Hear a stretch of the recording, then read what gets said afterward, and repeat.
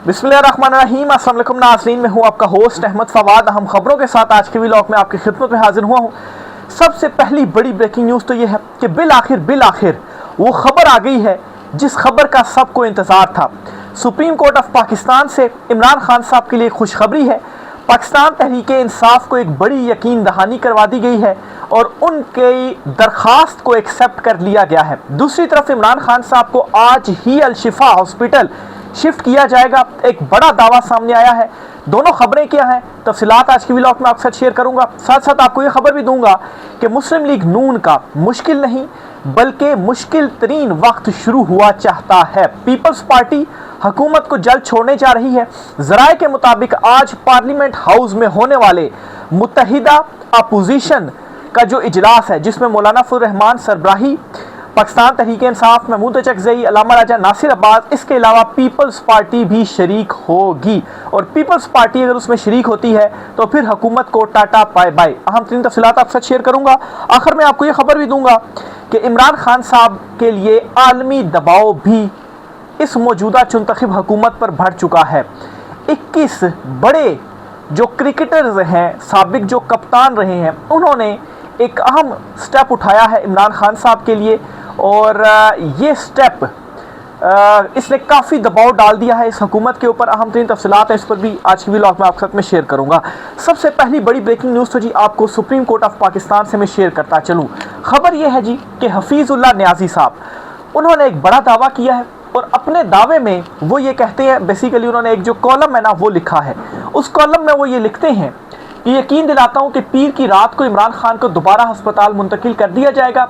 Supreme court ने शिफा international पर ही इसरार करना है, जबकि मुक्तदरा ने पिम्स अस्पताल पर, मगर होगा वही जो मंजूर सुप्रीम कोर्ट होगा। ये जी हफीज़ुल्लाह न्याज़ी साहब जो हैं वो अपने आज सुबह जो उनका ये कॉलम सामने आया है, पब्लिश हुआ है, उस कॉलम में उन्होंने ये दावा किया है। और आज ही मंडे है।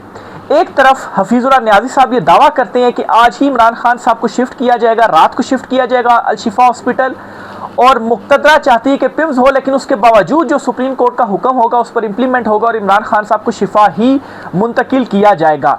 दूसरे नंबर पर नाज़रीन, आज सुप्रीम कोर्ट ऑफ पाकिस्तान जब वो खुलती है तो एक और बड़ी डेवलपमेंट होती है। पाकिस्तान तहरीक इंसाफ के अहम रहनुमा जो हैं वो सुप्रीम कोर्ट ऑफ पाकिस्तान के बाहर पहुँचते हैं और इमरान खान साहब की जो दरख्वास्त है तौहीन अदालत की, जो उनकी बहन ने दायर की है, उसे जल्द समाअत के लिए मुकर्रर करने का जो इस्तदा है वो करते हैं। इस इस्तदा पर क्या होता है, फौरी तौर पर एक्शन होता है। पाकिस्तान तहरीक इंसाफ की लीडरशिप, जिसमें बैरिस्टर गोहर और दीगर जो सलमान अकरम राजा या लतीफ़ खोसा वगैरह हैं, इनकी मुलाकात होती है रजिस्ट्रार सुप्रीम कोर्ट से। रजिस्ट्रार सुप्रीम कोर्ट इन्हें ये यकीन दहानी करवाता है कि मैं आज ही ये जो दरख्वास्त है इसे मार्क करके चीफ जस्टिस को देता हूँ कि ये फौरी तौर पर समाअत के लिए मुकर्रर करें। अब इससे पहले भी सुप्रीम कोर्ट में पीटीआई आती रही है, लेकिन कभी इस तरह की यकीन दहानी नहीं हुई। लास्ट जो मुलाकात हुई थी उसमें यकीन दहानी करवाई गई कि हम मुंतकली की दरख्वास्त अस्पताल ये समाअत के लिए मुकर्रर करते हैं, तो आज़ाद बेंच के सामने वो दरख्वास्त लग गई थी। आज सुप्रीम कोर्ट ऑफ पाकिस्तान ने ये यकीन दहानी करवाई है रजिस्ट्रार ने कि मैं इसके ऊपर वो नोट लगाकर फौरी चीफ जस्टिस को देता हूँ कि इसे समाअत के लिए मुकर्रर करें। ये सदा मंजूर की गई है, दरख्वास्त पीटीआई की मंजूर कर ली गई है।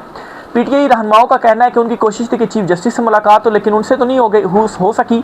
12 रजिस्ट्रार ने ये जो यकीन दहानी है ना वो करवा दी है। और साथ ही साथ नाज़रीन, बैरिस्टर गोहर ये कहते हैं कि इमरान खान साहब की ये दरख्वास्त हमने तौहीन अदालत वाला जो मामला है इसे मंगल या बुध को समाअत के लिए मुकर्रर करने का कहा है। अब नाज़रीन, दोनों खबरों को आप जरा देखें। एक तरफ हफीज़ुल्लाह न्याज़ी साहब जो दावा करते हैं कि आज होगा, दूसरी तरफ पीटीआई की दरख्वास्त मंजूर होती है, जल्द समाअत के लिए रजिस्ट्रार यकीन दहानी करवाता है, बैरिस्टर गोहर कहते हैं मंगल या बुध। तो इसका मतलब ये है कि अगर सुप्रीम कोर्ट में आज समाअत के लिए दरख्वास्त मुकर्रर होती है या नहीं होती, या बिलफर्ज हफीज़ुल्लाह न्याज़ी साहब, जिनकी ज़ाहिर बात है किसी सिटिंग में उनको ये इंफॉर्मेशन मिली होगी या उन्होंने अंदाज़ा लगाया होगा कि आज ही मुंतकिल किया जाएगा, अगर आज नहीं भी करते तो इसका मतलब यह है कि कल और परसों ये 2 दिन बड़े हंगामा खेज होने जा रहे हैं।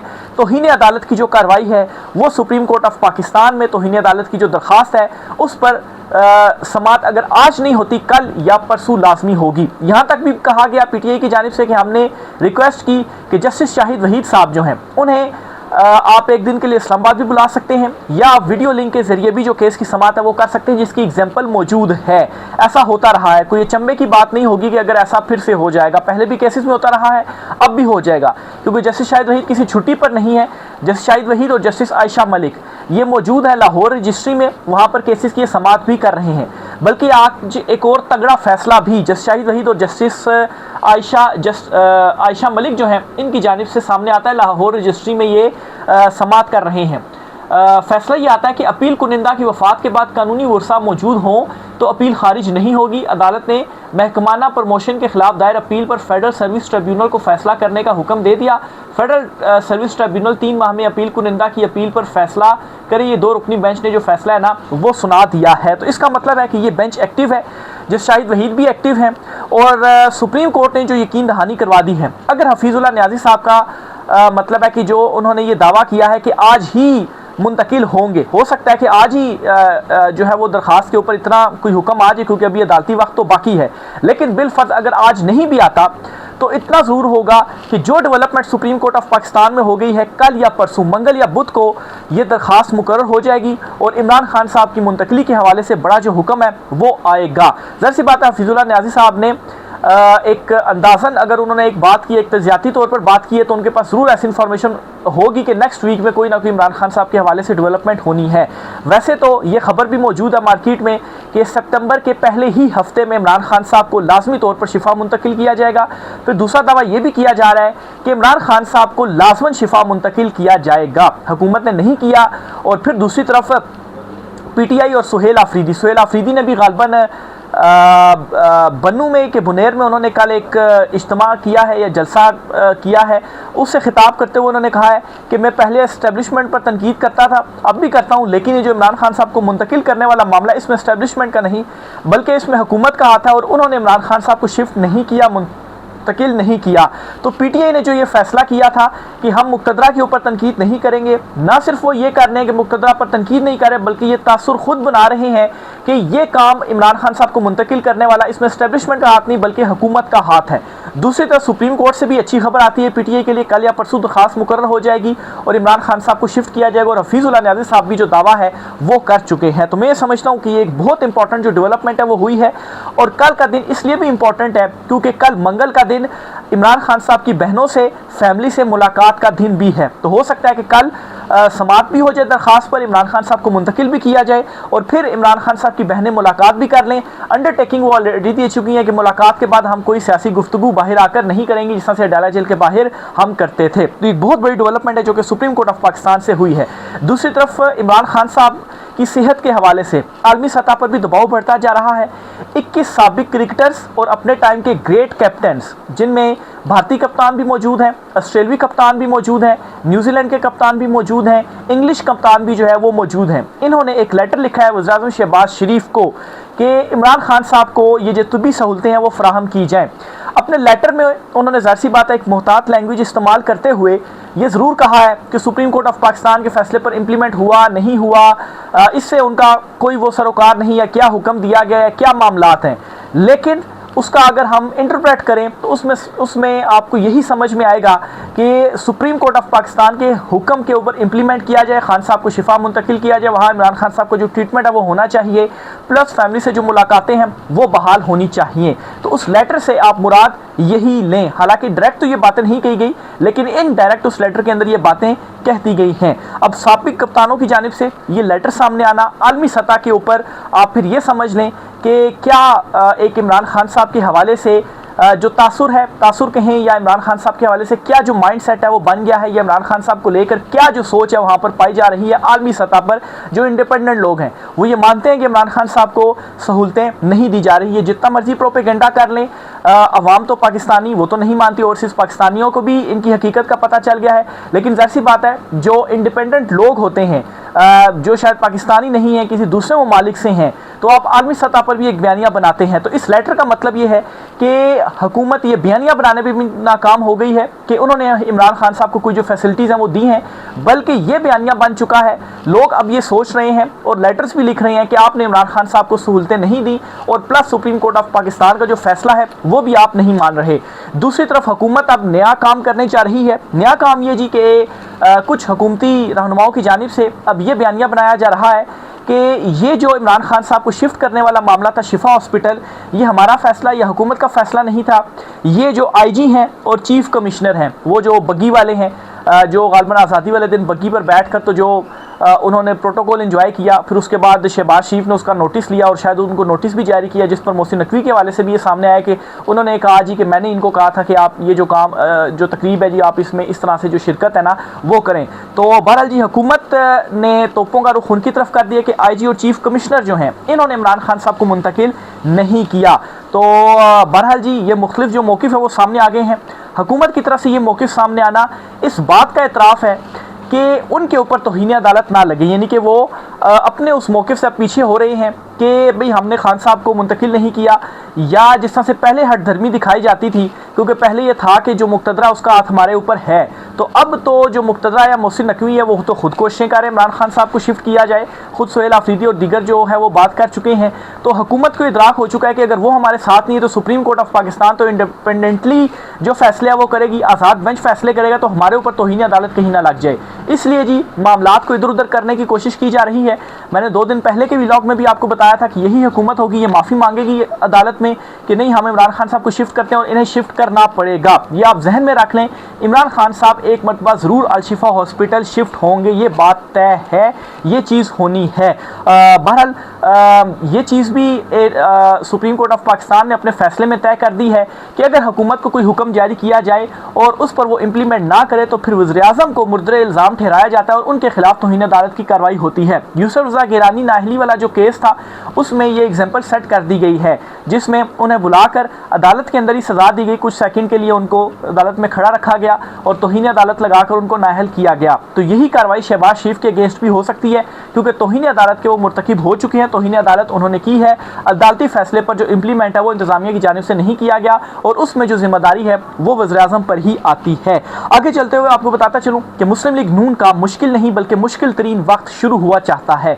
खबर यह है कि मौलाना फजल रहमान मुतहरिक हो चुके हैं, एक अपोजिशन का अलायंस बन रहा है, मौलाना फजल रहमान इसमें लीड कर रहे हैं, पीटीआई को ऑलरेडी इशाया दे चुके हैं। इसके अलावा जो दीगर कुछ कौम परस्त जमातें हैं वो भी साथ हैं, महमूद अचकज़ई हों, अल्लामा राजा नासिर अब्बास हों, ये भी साथ हैं, डिनर दे चुके हैं और उसके बाद ये फैसला इन्होंने मुश्तरका तौर पर कर लिया कि हम मिलकर साथ चलेंगे। अब नाज़रीन आज पार्लियामेंट हाउस में शाम के टाइम मुत्तहिदा अपोजिशन का एक अहम तरीन जो इजलास है वो होना है, जॉइंट अपोजिशन का जो इजलास है वो होना है। इस इजलास में अभी तक ज़राए ये दावा कर रहे हैं, बाखबर ज़राए ये दावा कर रहे हैं, बाखबर हल्के ये दावा कर रहे हैं कि पीपल्स पार्टी भी शरीक होगी। पीपल्स पार्टी पर तोल ही रही है हुकूमत से अलहदा होने के लिए। ऑलरेडी उनमें यह फैसला किया जा रहा है कि हुकूमत से अलहदा और शहबाज शरीफ के अगेंस्ट अदम एतमाद लाई जाए। तो और बिलावल जरदारी ऑलरेडी कह चुके हैं जी कि हुकूमत की उल्टी गिनती शुरू हो चुकी है। तो इस इजलास में शिरकत का मतलब यह है कि हुकूमत फिर पीपल्स पार्टी हुकूमत का साथ छोड़ देगी और वो मौलाना फजल रहमान की सरबराही में जो इत्तेहाद है उसमें शामिल हो जाएगी। हामिद मीर साहब ने कल ये दावा किया था कि परसों ये दावा किया था कि आसिफ जरदारी जहनी तौर पर ऐवान सदर छोड़ने के लिए तैयार हैं, उन्होंने अपना जो जहन है वो बना लिया है। इसका मतलब ये है कि सूबों के मामले पर वो मुखालफत कर रहे हैं, सिंध में भी इसी मामले पर कुछ एहतजाज हो रहे हैं, तो इसलिए अगर उन्हें ऐवान सदर छोड़ना पड़ा इस मामले को तो वो छोड़ेंगे, लेकिन वो सूबों वाले मामले के ऊपर ऑन बोर्ड नहीं होंगे। दूसरी तरफ पीपल्स पार्टी अपोजिशन अलायंस के अंदर जो है वो शामिल होने जा रही है। आज जो इंपॉर्टेंट इजलास होगा उस इजलास के बाद बड़ी अनाउंसमेंट्स होंगी, एलामिया सामने आएंगे, उसमें मजीद क्लियर हो जाएगा कि पीपल्स पार्टी खुलकर अब अपोजिशन में शामिल हो रही है या नहीं हो रही। अभी तक तो सिर्फ ऐसी बात है फैसलों की हद तक, मुलाकातों की हद तक ही है, लेकिन खुलकर ये एलामिया सामने नहीं आया कि हम अब अपोजिशन के साथ हैं और इस हुकूमत के अगेंस्ट हम अदम एतमाद जो है वो लाएंगे। लेकिन आज ये बड़ा इंपॉर्टेंट जो इजलास है वो होने जा रहा है। यूँ मुस्लिम लीग नून का आप कह लें कि मुश्किल नहीं बल्कि मुश्किल तरीन जो वक्त है ना उसका आगाज़ हो चुका है। इसी तरह से बिशारत राजा साहब हैं, उन्होंने एक ट्वीट की है, मैं आपके सामने रखता हूँ, बड़ी मानी खेज उन्होंने ट्वीट की है। एक तो वो लिखते हैं कि गेम दिलचस्प मरहले में दाखिल हो चुकी है और इमरान खान इसी दिन का इंतज़ार कर रहा था। इमरान, इसको मैं मज़ीद थोड़ा एक्सप्लेन अगर आपको करूँ, इमरान खान साहब हमेशा एक बात कहते थे कि ये माइंड गेम है और माइंड गेम में मैं मास्टर हूँ। और इमरान खान अभी तक जितनी भी जंग हुई है ना, जितनी भी लड़ाई हुई है, मुक़्तदरा इमरान खान साहब जो आमने सामने आए हैं, बाहर तो ताकत के ज़ोर पर पीटीआई को मलियामेट कर दिया गया, लेकिन इमरान खान साहब की बात की जाए तो इमरान खान साहब को असाबी तौर पर नहीं तोड़ पाए, कैद तन्हाई में 10 माह रखा, लेकिन ये नहीं तोड़ पाए इमरान खान को। इमरान खान की पॉपुलैरिटी को मतलब है कि 1 इंच ये नीचे नहीं ला सके, बल्कि पॉपुलैरिटी का ग्राफ मजीद बढ़ता रहा है इमरान खान साहब का। तो इमरान अब क्या है जी, अब सही असल मानों में जो माइंड गेम है ना, वो मजीद मुश्किल मरहले में दाखिल हो चुकी है। जिन्होंने जितना कुछ ये कर सकते थे इन्होंने किया, ताकत का इस्तेमाल किया। अब इनको ज़रूरत है कि इमरान खान साहब के साथ जो डील है ना वो हमारी हो जाए। इमरान खान साहब ज़ाहिर सी बात है असर के टाइम पर वो रोज़ा नहीं तोड़ेंगे, यानी कि कोई डील इस टाइम पर वो नहीं करेंगे। इसी ट्वीट पर वो मजीद लिखते हैं कि खबर ये है कि धांधली लीग के लिए मुश्किल नहीं बल्कि मुश्किल तरीन वक्त शुरू हो गया है। पीपल्स पार्टी राहें जुदा कर रही है। अब लड़ाई पीटीआई के साथ मिलकर पार्लिमान और सड़कों पर लड़ी जाएगी। मौलाना फजल रहमान को बुरोए कार लाया जाएगा, यानी कि पार्लियामेंट में भी लड़ाई लड़ी जाएगी, यानी कि अदम एतमाद वगैरह, फिर सड़कों पर भी लड़ाई लड़ी जाएगी, लॉन्ग मार्च आएगा। मौलाना फजल रहमान लीड जो है वो फ्रंट पर होंगे और वो भी पीटीआई के कंटेनर पर मौजूद होंगे। तो अब ये वाला जो काम है वो होने जा रहा है। ऑलरेडी मौलाना फजल रहमान की जो कल की तकरीरें हैं जिसमें उन्होंने मुक़्तदरा के हवाले से सख्त मौक़िफ़ इख्तियार किया, वो तकरीरें कोई मामूली तकरीरें नहीं थी। अगर किसी और ने वो बात की होती तो अभी तक शायद मतलब है कि वो पकड़ा जाता, लेकिन मौलाना फजल रहमान को तो फ़िलहाल नहीं पकड़ा गया। और ये भी बात आपको मैं बताता चलूँ कि मौलाना फजल रहमान, जो मेरी अज़म्पशन है कि वो कभी भी गर्म ज़मीन पर पाँव नहीं रखते। अगर मौलाना फजल रहमान मुतहरिक हुए हैं तो कुछ ना कुछ पीछे ज़रूर है, कोई थपकी ज़रूर है जिसकी वजह से मौलाना फजल रहमान जो है वो मुतहरिक होते हैं।